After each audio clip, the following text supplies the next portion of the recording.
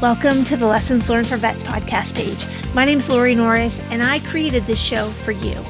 I want this show to serve as a source of advice and guidance as you navigate the military transition path. I want you to know that you're not alone with what you're going through, and I want you to know that there is only one right way to transition out of the military, and that is the way that you choose to do it. We're just here to help smooth the path ahead of you and advise you about any bumps in the road that you might come across. So if you enjoy this video, please give us a like, subscribe to our page, and I encourage you to go to your favorite podcast provider and listen to the full episode of this show. You can also visit our website at www.ll4vets.com. I promise you will get some great information. So welcome to this week's bonus question with Adam Getz. If you haven't yet listened to his episode, I highly recommend you head to the podcast channel that you use typically and hear all the good stuff he had to say.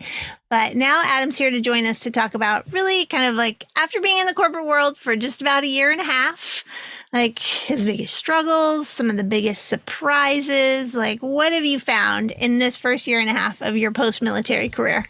Yeah, I think the first thing is that people had told me, transition takes a while, and I thought, yeah, I get it, but I'm really ready to go and I feel like I'm prepared. And the truth is, it really does take a while. One of my friends has been out of the Air Force for 5, maybe 6 years now, and he says he still feels like he's in a transition.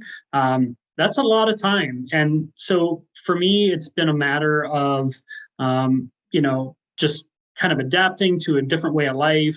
That's all better for me, no question about it. But, it's different and it just takes a while to adapt. Even today at work, I was talking to somebody who was being kind of, I don't know, she was maybe having a bad day. And I was thinking, you just want to say, just suck it up and drive on, and that doesn't work there. So it just takes a while. I call it learning to be a civilian. It's a process, not an event, right?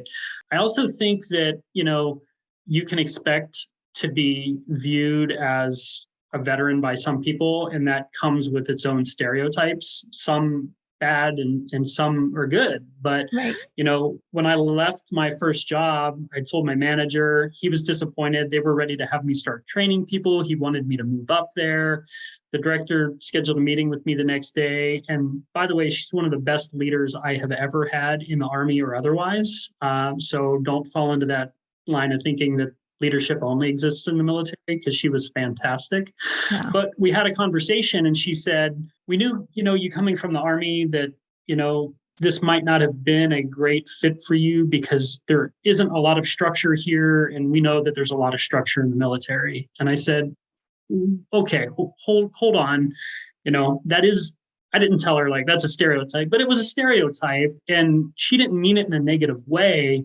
I tend to be a highly structured person. The military is structured, but there are a lot of people that I knew in the military who would thrive in chaos, combat veterans, for example, that's not all that structured sometimes, right? So it was a stereotype that she mentioned that didn't harm me, but just be prepared that you're not going to change minds or win everyone over necessarily. But, some people are going to look at you, like you're a hero because you're a veteran. Some may look at you in a different way. It's fine. Just accept it.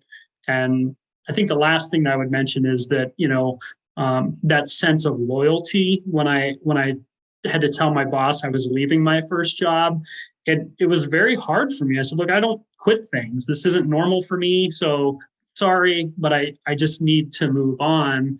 And I know some of your other guests have talked about that too. It's a strange feeling, but, that company is going to do what's best for them. And the second I gave my notice, I was like, I was so well liked. I was great. They wanted me to move up and I gave my notice and I was chopped liver. So just, be prepared that that's how that world works. And it's not the same as the military. So you have to choose your path, and it's okay. Whichever way you go is fine. If you think about like, people talk about happy, right? Were you happy? Like, if you think about like your quality of life, your work-life balance, kind of your stress level, your overall happiness, where would you say like today is in your new company compared to where you were in the military?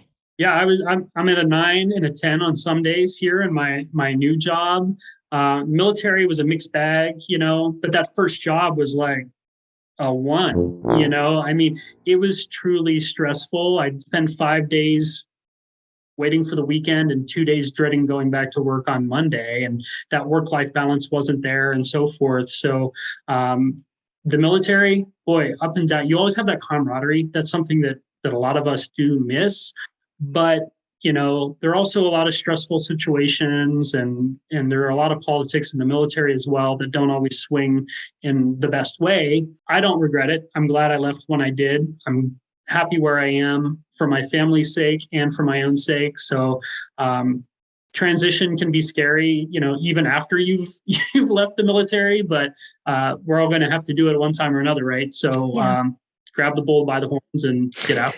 And go for it. All right. And, if you're living at a 1, at a 2, anything like 4 and below, if that's what you're living at happiness wise with your current job, go listen to Adam's episode, because he talks a lot about like the path that he followed and why he left. And because I think that you don't have to live that way. You can find that 9, right? You can find that 9, that 10.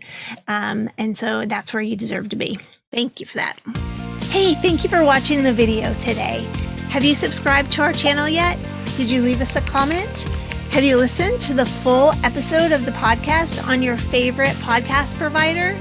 We sure would appreciate it if you would do all of these things to support us today.